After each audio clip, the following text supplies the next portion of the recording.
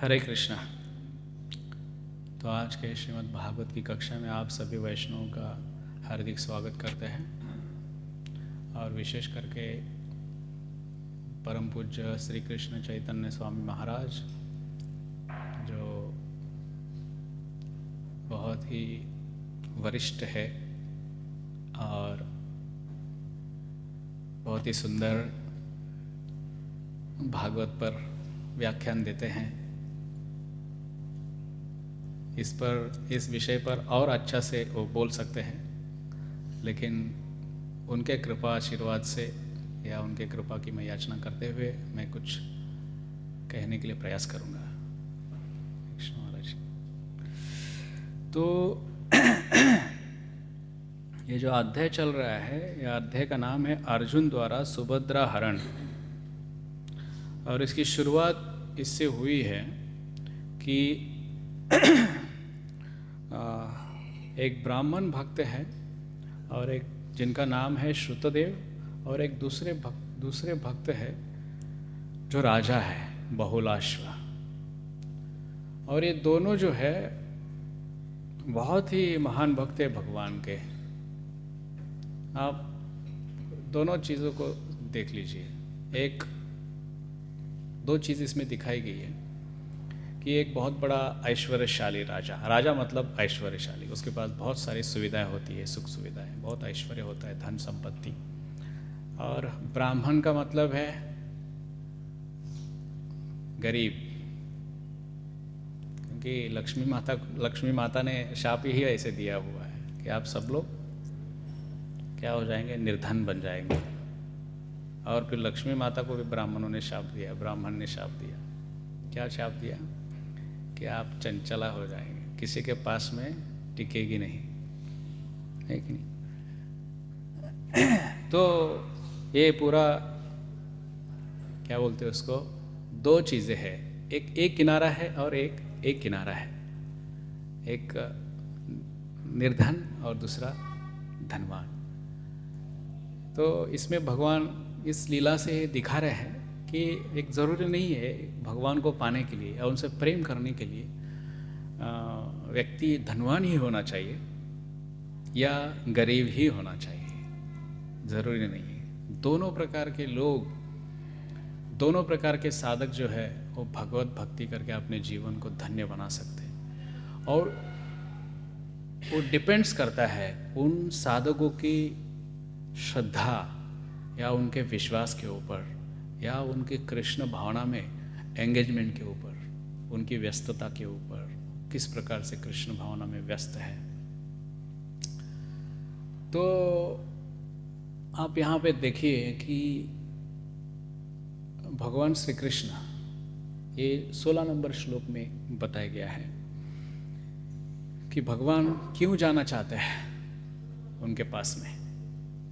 वैसे तो द्वारका में भगवान है, वैसे तो कई ऋषि मुनि द्वारका में जाते थे भगवान का दर्शन करने के लिए, लेकिन भगवान क्या किए हैं, टाइम निकाले हैं इन दोनों के लिए, ये ब्राह्मण के लिए जो निर्धन है और एक राजा है जो बहुत सघन है, धन संपत्ति से पूर्ण है।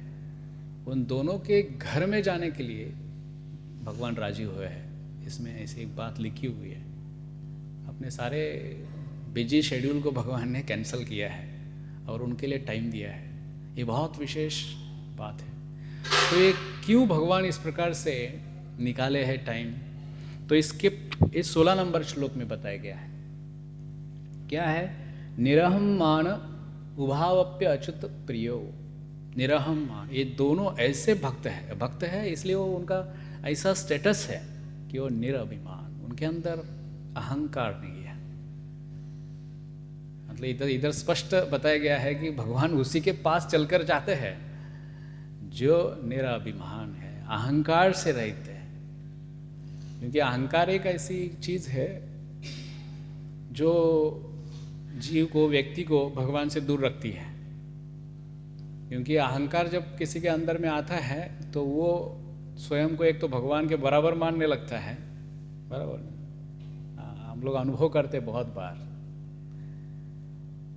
कि जब अहंकार के स्तर में व्यक्ति आ जाता है तो बहुत ऐसे करके चलता है, छाती खोल के या छाती आगे करके, साइड में हाथ करके। मतलब वो सोचता है कि मैं ये संसार में सामान्य लोगों से थोड़ा असामान्य हूँ, है कि नहीं? और इतनी असामान्य अवस्था में अपने को सोचता है कि ऑलमोस्ट भगवान, वो सोचता है कि मैं भगवान हूँ, मैं ईश्वर हूँ, मैं नियंत्रक हूँ। इस भाव में वो रहता है और ये अहंकार का प्रतीक है। और जिस व्यक्ति के हृदय में ये जो अहंकार जो डीप रूटेड है, बहुत गहराई में बसा हुआ है, तो बोलते हैं कि ये भगवान इनसे बहुत दूर रहते हैं। अभी कोई ऑलरेडी एक भगवान है, कृष्ण ऑलरेडी कृष्ण भगवान है, और कोई दूसरा मिथ्या अहंकार वश यदि सोचे कि मैं ही सब कुछ हूँ, तो भगवान उसको कैसे पसंद करेंगे, है कि नहीं? कभी पसंद नहीं करेंगे। इवन जनरल आप संसार में जाकर देखेंगे, कोई एक फैमिली है, उस घर में एक मुखिया है, और कोई दूसरा आके उस घर का मुखिया बनने के लिए चाहेगा तो बोले पहले बाहर निकलो यहाँ से, तुम्हारे जो भी शेखी है तुम बाहर जाके बगारो, बराबर। तो भगवान भी पसंद नहीं करते, क्योंकि वो जीव का स्थिति नहीं है।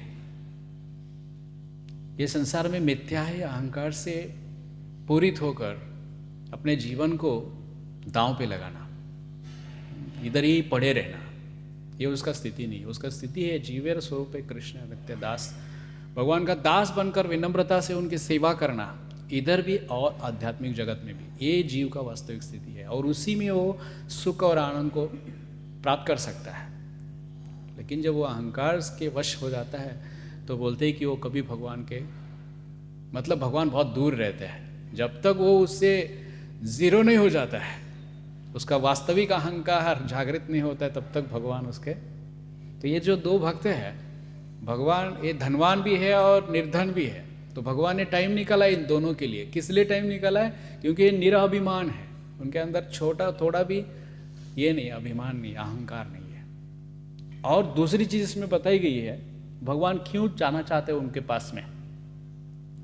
वो इसलिए जाना चाहते हैं कि ये जो दो भक्त हैं, ये अपने घर में, क्योंकि गृहस्थ है, एक बहुत बड़ा शिक्षा है कि गृहस्थ को आपने भौतिक जीवन को किस प्रकार से वो आध्यात्मिक जीवन में डाउटेल करना है, परिवर्तित करना है, तो ये इसमें बताया जा रहा है। तो जो दो भक्त हैं, ये राजा और ये ब्राह्मण, ये क्या करते हैं घर में?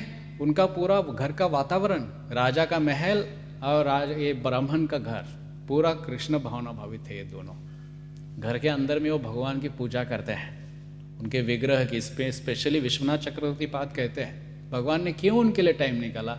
एक तो निराभिमान है, और दूसरा है कि वो एंगेज है, और जो निराभिमान है वही भगवान की सेवा में एंगेज हो सकता है। जो स्वयं को ही अगर जो ईश्वर मानता है, वो भगवान की सेवा कैसे करेगा? वो तो द्वेषी है भगवान का। तो इसलिए बोलते हैं कि भगवान टाइम निकाले, क्योंकि वो अपने घर के अंदर में भगवान की सेवा में इतने व्यस्त है। जैसे सुदामा ब्राह्मण, शुरुआत में आप देखिए, सुदामा ब्राह्मण के पास कुछ नहीं था, एक पुरुष को। सुदामा ब्राह्मण के पास पहले कुछ नहीं था, इवन दो खाने के लिए भी उनके लाले थे। और जब उनके पत्नी ने कहा कि आपके मित्र जो है बहुत धनी है, द्वारका के राजा है, पैसा बहुत है, थोड़ा कुछ लेकर आइए, 20-25 हजार, तो उनके पत्नी के लिए गए, खुद के लिए नहीं गए। और बोले अरे मैं जाता हूँ, ठीक है, तुम्हारी इच्छा है तो कुछ दे दो मेरे दोस्त के लिए, मेरे मित्र के लिए। तो सुदामा उपाख्यान में लिखा गया है कि जब उनकी पत्नी अपने घर में गई कुछ है क्या देखने के लिए, कुछ जगह पर बताया जाता है कि वो दूसरे के घर में गई मांगने के लिए, पहले अपने घर में गई। तो पहले के ज़माने में घर के अंदर में मटके में सब रखा जाता था जो सुरक्षित रहता था। तो वो मटका एक ऊपर का निकला, दूसरा या कोई दूसरे एक मटके में जो साइड में रखा था, वो मटके में हाथ डाला तो पहले मेंढक बाहर आया। आप सोच सकते हैं कितना उनका कंडीशन था। और उनके वस्त्र भी बहुत फटे पुराने, उनके पत्नी के भी। फिर दूसरे के घर से मंगा कर लाया और उनको, वो भी इतने खास अच्छे नहीं थे, समझ गया ना। और जब गए भगवान से मिले, भगवान ने जाते समय कुछ दिया नहीं उनको। जब आए तो पैर धोए नारियल पानी से। अरे हमारे एक बार धोए थे बम्बई में एक बड़े आदमी एक्सट्रीम केसेस, एक बार नारियल पानी से पैर धोए और एक बार स्मशान में सोना पड़ा ऐसे होता है भक्तों के जीवन में। तो भगवान ने जब उनके पास घर में गए तो बहुत अच्छा स्वागत किया, बहुत व्यवस्था किए, पैर धोए, स्नान कराए, और फिर खाने के लिए 16,100 प्लेट, खाने के बाद 16,100 प्लेट खाने के बाद 16,100 पान कितने खाएंगे, बहुत, और पहनने के लिए पूरा रेशम के वस्त्र, सब कुछ दिया। और जाते समय, अभी मैं जाता हूँ, मेरा घर में मुझे जाना पड़ेगा। वो सोच रहे थे कि कुछ देंगे सुदामा, क्योंकि पत्नी ने बोला है, भगवान तो अंतर्यामी है, तो उनको समझना चाहिए, समझ गए होंगे कि मैं किस लिए आया हूँ। लेकिन भगवान भी बहुत चालू है वो समझ गए और उन्हें क्या किया कि उनको कुछ दिए नहीं, जो भी वस्त्र दिए थे वो भी वापस ले लिया और पुराने वस्त्र दे दिए, और उसको पहनकर सुदामा जी चले गए। लेकिन जब उधर गए तो उधर जाने के बाद पूरा दृश्य अलग था। जिस गांव में गए ये पूरा सोने का बना था, और बोले कि अरे मैं क्या अलग गांव में आ गया हूँ।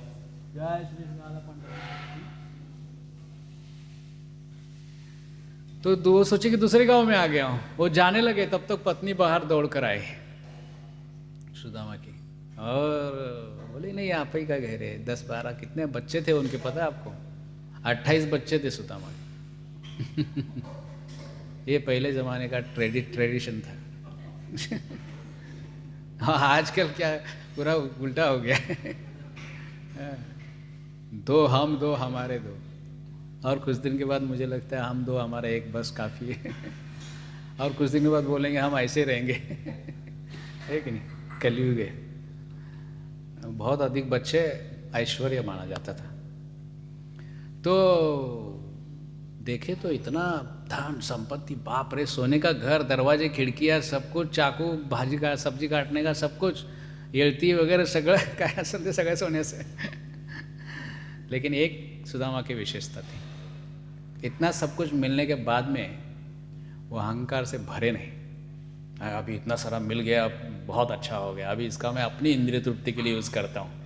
आगे ये टॉपिक है परपट में, ये 2 विषय सब को वर्णन किया है विश्वनाथ चक्रवर्ती बाद।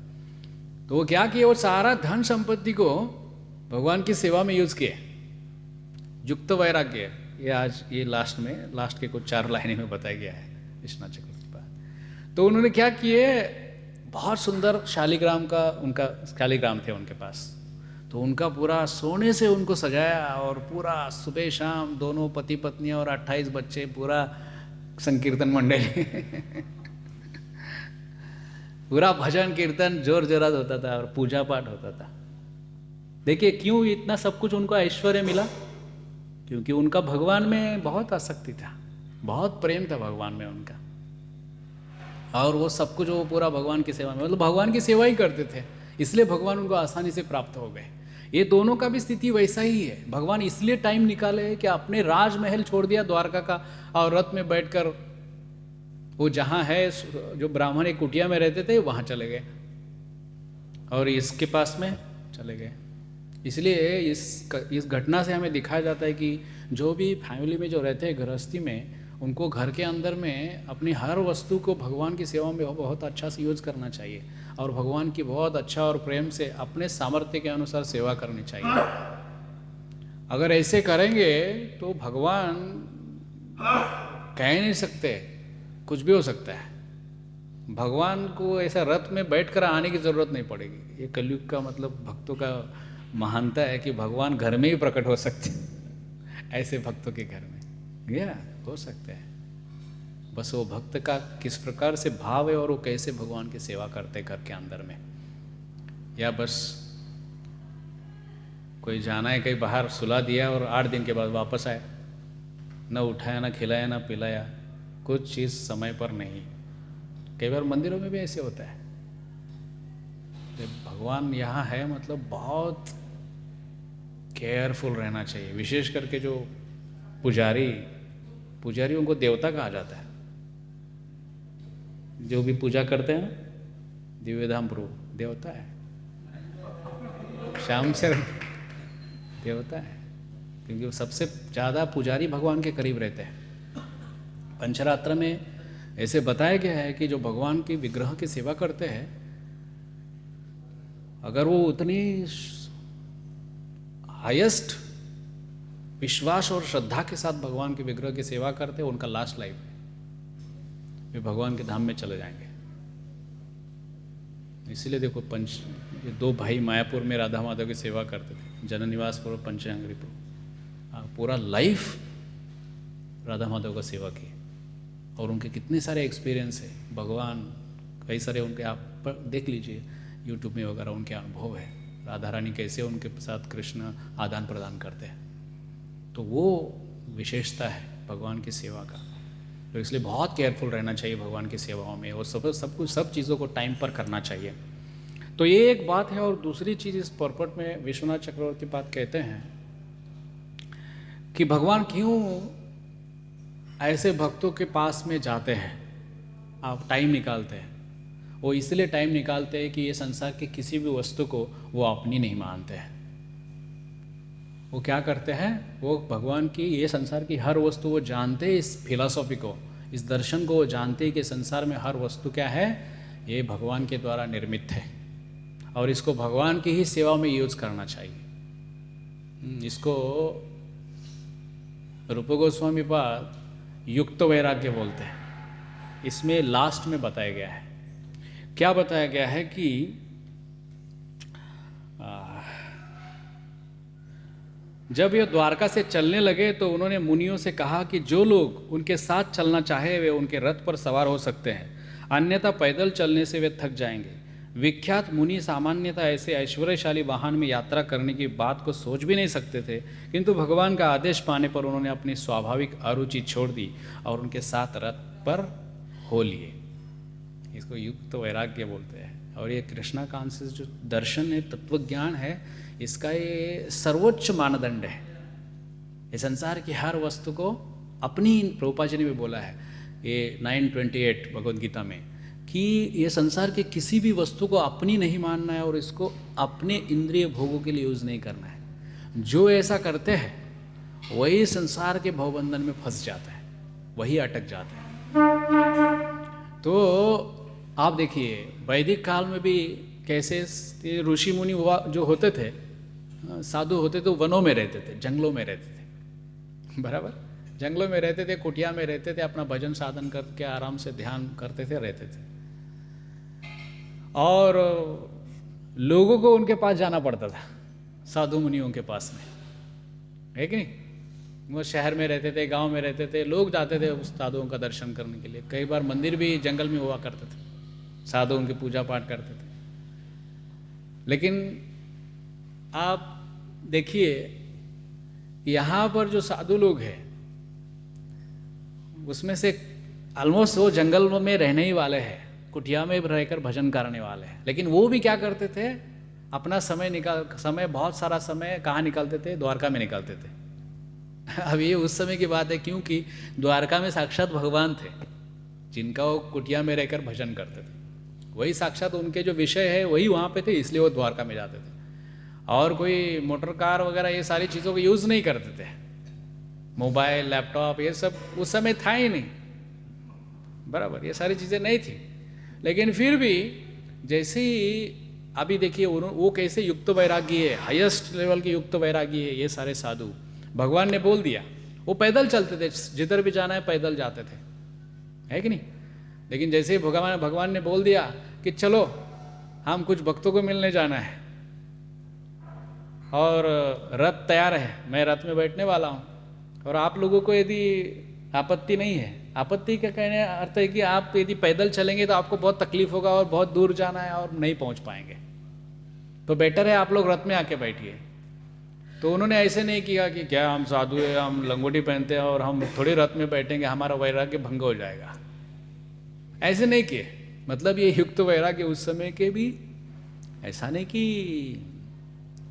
प्रभुपाद जी ने युक्त वैराग्य को इंट्रोड्यूस किया, वहीं से शुरू हुआ है, द्वापर युग से।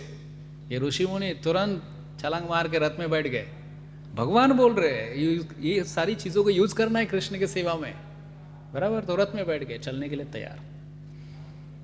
और हमारी संस्था में प्रभुपाद से पहले कौन इस संसार में युक्त वैराग्य को इंट्रोड्यूस किए? भक्ति सिद्धांत सरस्वती ठाकुर महाराज। भक्ति सिद्धांत सरस्वती ठाकुर महाराज जो पहली बार जब वृंदावन में गए तो ऐसा मर्सिडीज कार में गए, एकदम चकाचक। सारे साधु लोग देख रहे थे, बाप रे बाप, ये कैसे सन्यासी है। ये सन्यासी को तो पूरा गेरुआ पहन के पूरा डंडा हाथ में लेकर, कमंडल हाथ में खड़ाव लेकर जाना चाहिए, गांव-गांव में इधर उधर जंगल में रहना चाहिए। लेकिन भक्ति सिद्धांत सरस्वती ठाकुर दिखाए कि ये साधु का जो जीवन होता है वो किस लिए होता है?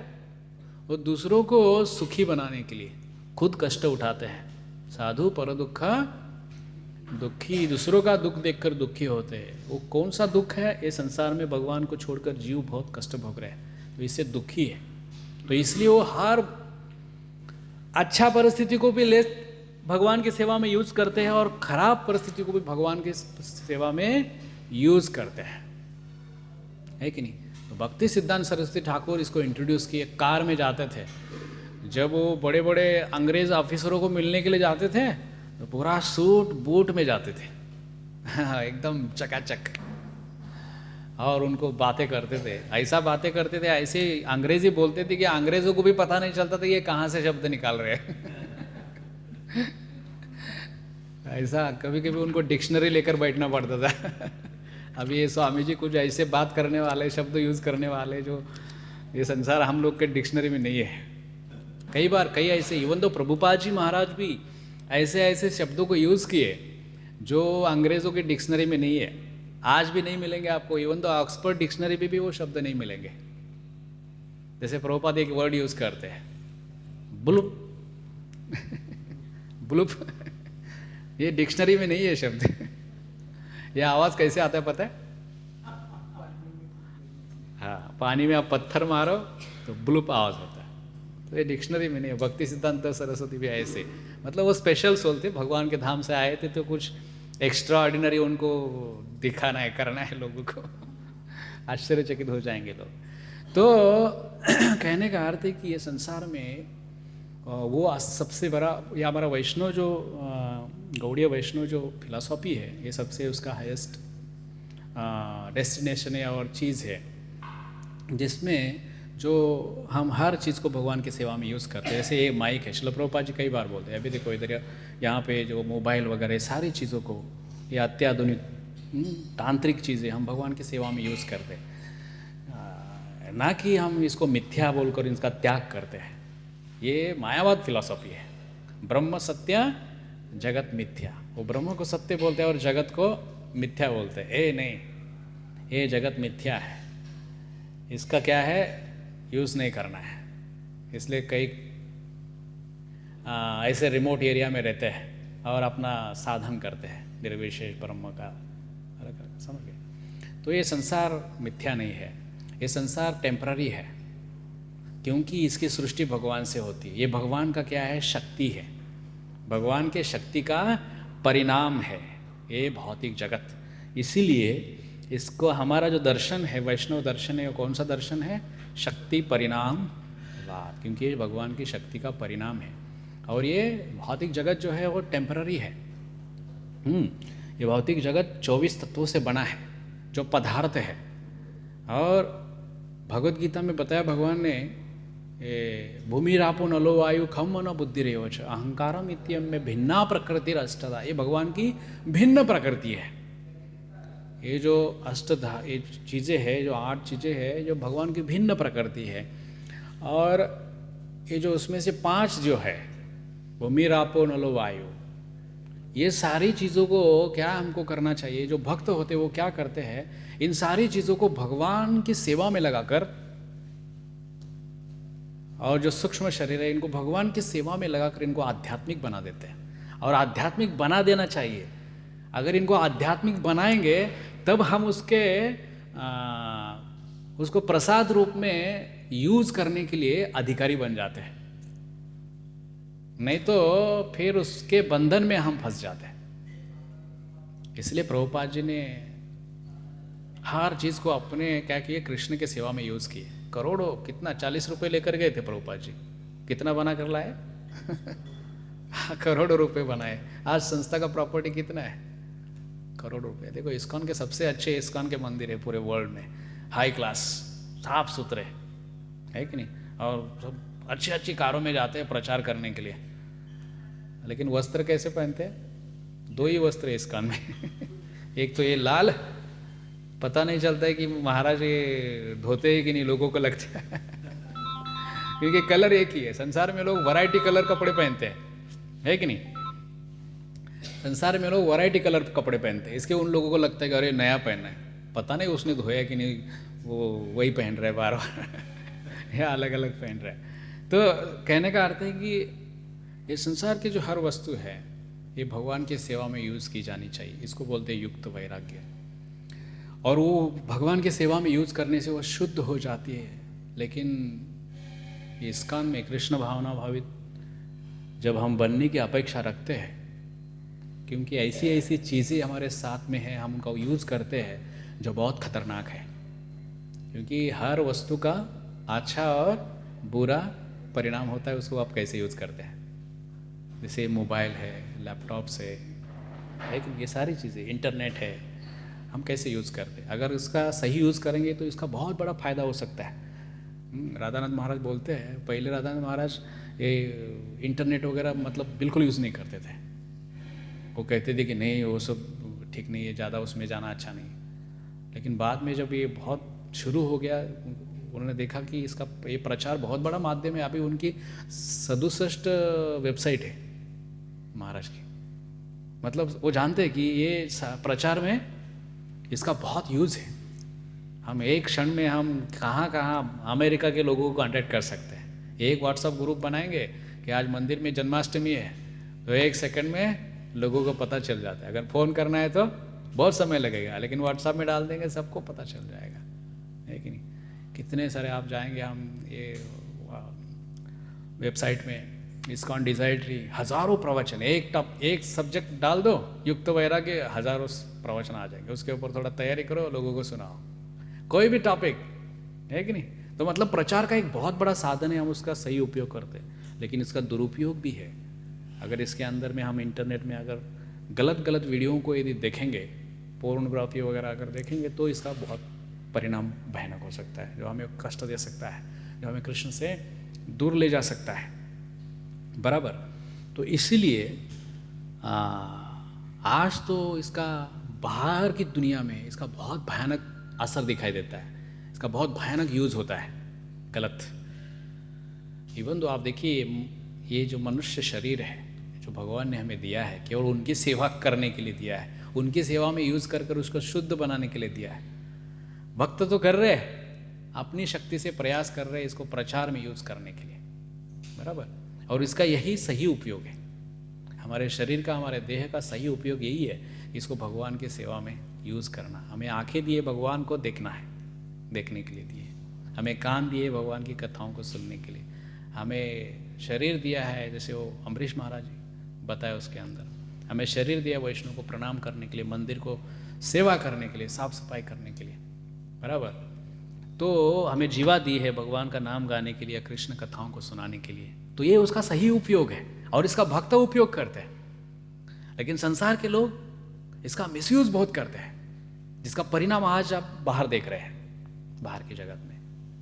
ये आप देखिए, लोग इस शरीर का कितना गलत यूज करते हैं। अगर उनके अंदर में उसका लोभ, उसके प्रति स्वार्थ है, तो उससे कुछ पाना चाहते तो। आप जानते हैं, एक घटना है कि एयरपोर्ट में एक भक्त थे, कस्टम के अधिकारी। देखो लोग क्या कितने पागल हैं पैसा इकट्ठा करने के लिए, धन पाने के लिए, इस शरीर का किस प्रकार से अपने बुद्धि का, अपने ब्रेन का यूज़ करते हैं। तो वो कस्टम अधिकारी के रूप में वहाँ पे थे और दूसरे भी अधिकारी थे। तो बोलते हैं कि एक लेडी आई अपने बच्चे के साथ में, ये विदेश की घटना है। एक बच्ची आई और बहुत अच्छे वस्त्र पहनने थे उसने, आई और उसका पास में एक बैग था, इससे बड़ा बैग था, बहुत हेवी था, इतना हेवी था कि उसको खींचना मुश्किल था, कैसे वैसे लेकर आए थे। तो एक जो भक्त कस्टम अधिकारी थे उनको डाउट आया कि क्या है। अब ये कस्टम अधिकारियों का काम ही रहता है कि जो बाहर से अलग अलग एरियाओं से दुनिया से कुछ सामान लेके आते हैं, इलेक्ट्रॉनिक कई कई मात्रा में, गोल्ड लेके आते हैं, हीरे लेकर आते हैं और अपने देश में बेचते हैं, पैसा कमाते हैं। तो वो लेडीज़ क्या किए, वो बैग लेकर आई और कस्टम अधिकारी को डाउट हो गया थोड़ा उठाने में, इधर उधर उसे हलचल हो रही, तो बोले कुछ तो गड़बड़ है। और उनके पास वो मशीन भी रहता है ना, वो सब चेक होता है क्या लेके आ रहे। तो जैसे लेकर आए तो बोले आप रुकिए, बहुत रिस्पेक्टेड लेडी थी, बोले रुकिए आपको बैग, पहले उसने अपने एक अधिकारी को पूछा कि इसका मुझे बैग चेक करना है। तो बोले ठीक है, पहले जाओ बात करो उनके साथ में। तो जैसे बात किए उन्होंने बोले कि क्या निकाले, डिप्लोमेट पास निकाले। डिप्लोमेट पास मतलब जो परराष्ट्र जो रहते हैं उनके साथ में जो डीलिंग्स करने वाले जो लोग, क्या बोलते हैं उनको, हैं समझ गए आप लोग, राजदूत या एम्बेसडर। तो उन्होंने वो पास दिखाया, तो वो पास दिखाया तो वो डर गए, बोले अभी कैसे चेक करेंगे इसको, उसका वो अधिकार नहीं रहता कस्टम अधिकारियों को, उसके जिस पास में डिप्लोमेट पास है वो उसको चेक करे, नहीं कर सकते। तो उन्होंने आप दूसरे अधिकारी के पास गए, तो उन्होंने बोले ऐसा ऐसे मुझे उसका डाउट है, उसको चेक करना है। तो बोले मैं तुम्हें इसका जिम्मेदारी नहीं दे सकता, ये मेरे हाथ में नहीं है, तो आप ऊपर वाले अधिकारी को, वो और ऊपर वाले के अधिकारी के पास में गए। तो उन्होंने बोले कि ठीक है, और उन्होंने परमिशन दे दिया, हम जिम्मेदार, क्योंकि अगर ऐसे व्यक्ति को अगर आप चेक करेंगे, अगर उनके पास कुछ नहीं मिला तो आपका नौकरी जा सकता है, इतना बड़ा रिस्क रहता है। लेकिन वो अधिकारी बोले आप जाओ चेक करो। तो क्या किया, उनका मशीन में डाल दिया वो बड़ी बैग को, तो बड़ी बैग को मशीन में डाल दिया और उनको एक दूसरे रूम में लेकर गए। तो क्या हुआ, इतने टैलेंट लोगों के पास में रहता है, वो धन छुपाने के लिए वो कार्बन पेपर रहता है ना, वो कार्बन पेपर यदि गोल्ड को लगाएंगे तो उसको डिटेक्ट नहीं करता वो कैमरा। उसने कार्बन पेपर लगाया था, सारे पूरा गोल्ड भरा हुआ था बिस्किट से बैग। वो क्या हो गया, जैसे गया, लेकिन उसमें एक प्रॉब्लम हो गया था कि वो कार्बन पेपर फट के थोड़ा सोने का एक कॉर्नर बाहर आ गया था। तो वो कॉर्नर बाहर आ गया था, तो पता चल गया और पूरा बैग खोल दिया, पूरा फुल हो गया था, गोल्ड से भरा हुआ था। तो उनके पास में गए और बोले, उनके बैग लेकर गए। तो अधिकारी एक आपस में बात कर रहे थे, तो उस समय उन्होंने क्या किया, वो जो बैग को टैग रहता है ना, वो टैग को निकाल दिया खींच के और खा लिया, पूरा निगल गई वो औरत। और बोले मैडम ये आपका बैग है, आपके इसके अंदर आप गोल्ड तस्करी कर रही है।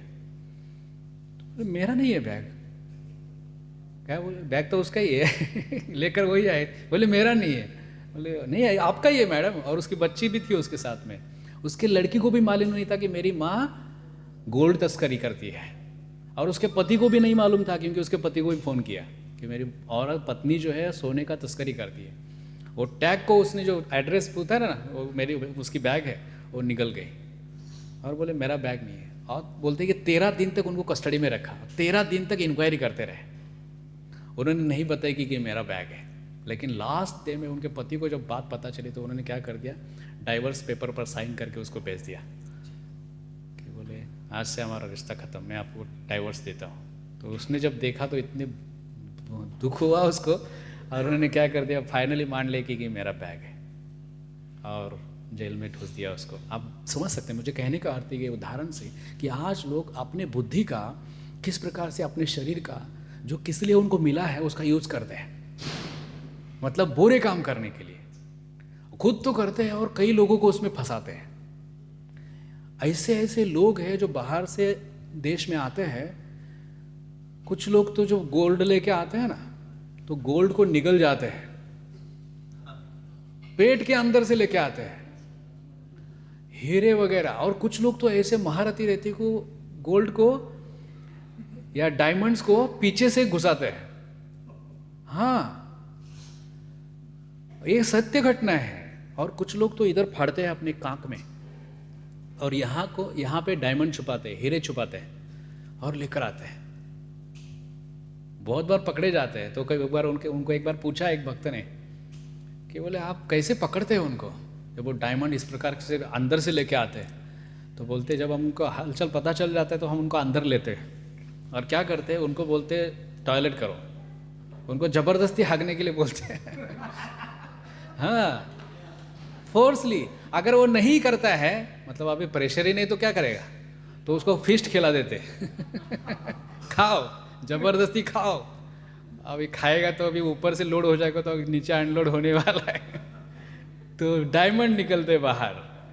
इतने पागल लोग रहते पैसे के लिए, अपने शरीर का, अपने बुद्धि का इतना भयानक यूज करते हैं। और अभी का जो वर्तमान न्यूज़ में अभी एक चल रहा है घटना, लगता है ये भारत के युवाओं को ख़त्म करने का एक बहुत बड़ा षड्यंत्र।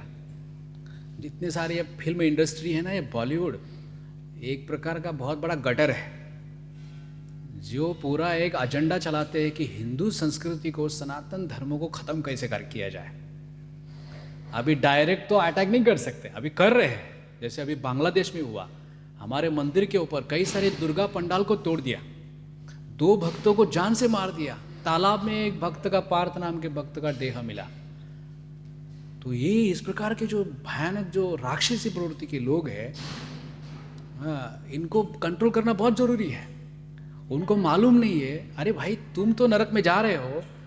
जो साधु प्रवृत्ति को धारण किए, जो साधन भजन कर रहे, जो आपको मदद करते हैं। आप जानते हैं जो नौखाली में जो घटना हुई इस्कॉन मंदिर में, वहाँ के भक्तों ने, जब वो रमजान रहता है ना, उस समय में वो लोगों जो उपवास करते हैं 1 महीने का, उन लोगों को खिलाया था, पार्टी दिया था, इफ्तार पार्टी, फल फूल बहुत सारे वैरायटी भोजन खिलाया था। और एक तो माता जी ने पूरा मुंह में जूस घुसाया था, हाँ, जूस पिलाया था फास्टिंग के 1 महीना। उसको तो जहर पिला देना चाहिए था। और ऐसे उसी मंदिर के भक्तों को मार डाला वही लोगों ने। आप सोच सकते हैं, राक्षस अपने देह का स्वयं तो विनाश करते हैं और दूसरों को भी विनाश के गर्त में ढकेलते हैं। तो ये बहुत भयानक चल रहा है भारत में, इसलिए बहुत सावधान होना चाहिए। हम किसके घर में खा रहे हैं, कौन से पार्टी में जा रहे हैं। आजकल तो बड़ी बड़ी पार्टियाँ होती है बॉलीवुड में, रेव पार्टी, बड़े बड़े क्रूज के ऊपर। अभी हुआ एक बड़े फिल्म स्टार, हाँ, उसके बेटे को पकड़ लिया। 1500-1600 लोग वो क्रूज पर थे, जहाज पर। हाँ, शाहरुख खान का बेटा आयरन खान, हाँ, आयरन खान। तो उसको वो गए थे उसके ऊपर में, और वो क्या करता था, बच्चा 23 साल का है, वो ड्रग्स छुपा कर लेके जाता था। और उनके साथ कई सारी हिंदू लड़कियां, ऐसी एक नहीं, बम्बे में जाएंगे, दिल्ली में जाएंगे, जो फिल्म इंडस्ट्रिया है, इतनी सारी ब्राह्मण घर की लड़कियां बर्बाद हो चुकी है। They are like a prostitute, वेश्या बन चुके हैं, कोई कैरेक्टर नहीं है। और वो लड़का कैसे ड्रग्स लेके जाता था पता है आपको? उसको 20 साल से एक्सपीरियंस है, वो ड्रग्स लेता था। उनके घर में तहखाना था, वो तहखाने में जाकर उसका वो वॉचमैन बोलता है एनसीबी को, वो ड्रग्स लेता था और पकड़ा गया। कैसे लेकर गया वो क्रूज के ऊपर पता न चले, इसलिए उधर रहता है सब कुछ सिक्योरिटी, लेकिन फिर भी वो जो चश्मा रहता ना, सारा कितना दिमाग है देखो उसका। चश्मे के कांच है, वो कांच के अंदर से ड्रग्स लेके जाता था। और फिर उसको उनको पकड़ लिया, अभी जेल में है। आप सोच लीजिए, वो जो पार्टियों में जाते हैं वो बड़े बड़े घर के लोग रहते हैं। 80,000 रुपये एक टिकट है, एक उस पार्टी में जाने के लिए 3 दिन, 80,000 रुपीज़। अभी सामान्य लड़का तो नहीं जाएगा, युवा लड़का नहीं जाएगा। तो ऐसे ही जो बेकार हो चुके हैं, जो पैसा बहुत है माँ बाप का, ऐसे लोग उस पार्टियों में जाते हैं। और उनको क्या किया जाता है, ये ड्रग्स कैसे परोसा जाता है, उनके जूस में मिलाया जाता है, उनके भोजन में पाउडर के रूप में। वो एक ड्रग्स ऐसा पाउडर है कि पता नहीं चलता आपको, उसका बदबू नहीं आता, दुर्गंध नहीं आती, अच्छा सुगंध नहीं आता, बुरा सुगंध नहीं आता।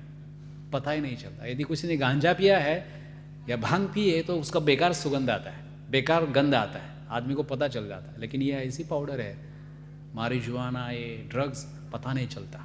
और एक बार आपके बॉडी में चला गया, इसका भयंकर इतना परिणाम है कि व्यक्ति को लत लग जाता है। जैसे शेर के मुंह में जब खून लग जाता है मनुष्य का, वो कैसे करता है, तो वैसे ड्रग्स पाउडर है।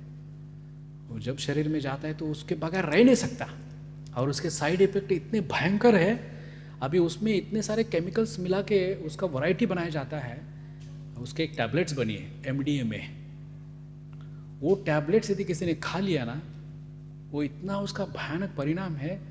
लड़कियों को खिलाया जाता है, लड़कों को खिलाया जाता है, जिससे सेक्स पावर इतना मतलब विकृत हो जाता है, पागल हो जाता है।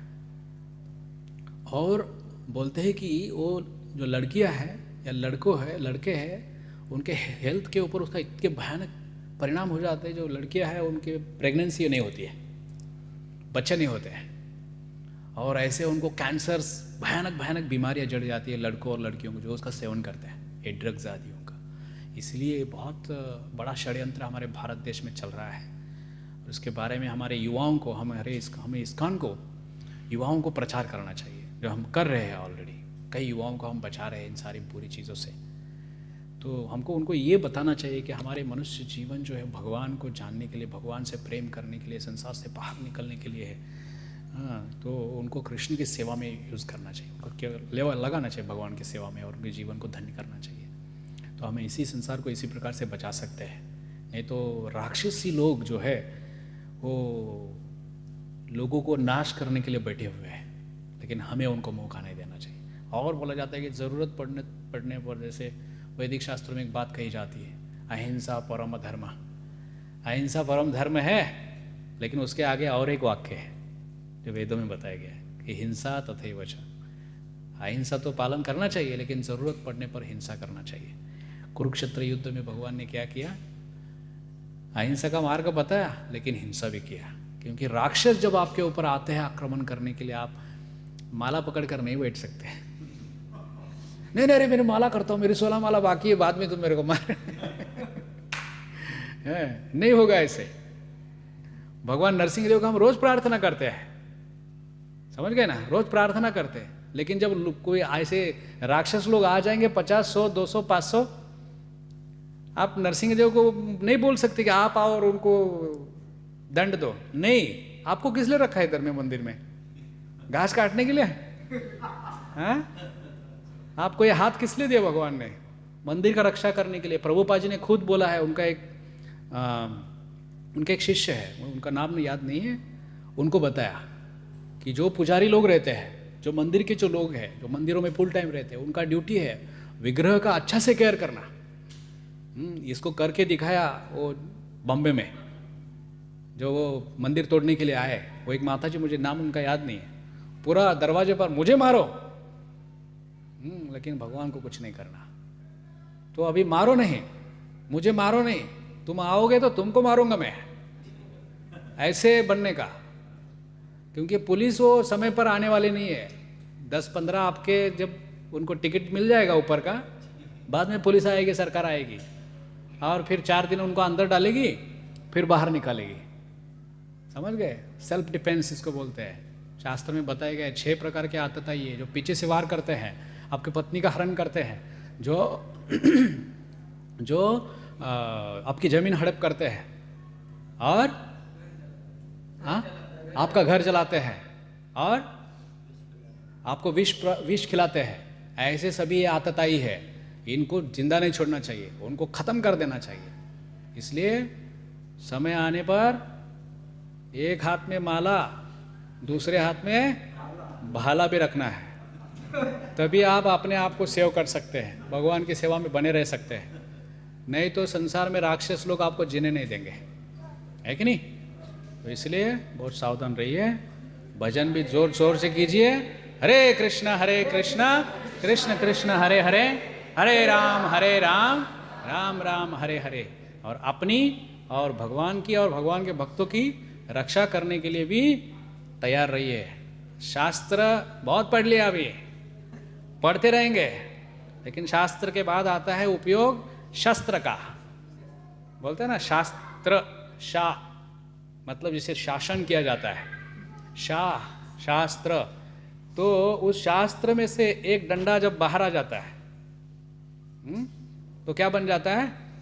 शस्त्र। तो शास्त्र पढ़ने के बाद शस्त्र को भी यूज करना सीखना चाहिए सभी भारतीय युवाओं को, और उसका उपयोग करना चाहिए अपने, जब उनके ऊपर कोई संकट आए तो। दूसरे की मुझे वो मदद करेगा अपेक्षा नहीं रखना खुद। और भगवान बोलते हैं, शास्त्र में ये भी बताया गया, अंग्रेजी में एक कहावत है, जो स्वयं को मदद करते हैं भगवान उसको मदद करते हैं, तो स्वयं को मदद करना है। हरे कृष्ण। श्रील प्रभुपाद की।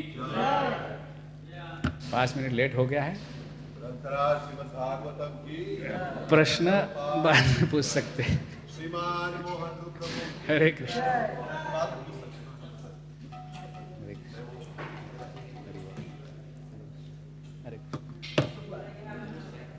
हरे कृष्ण।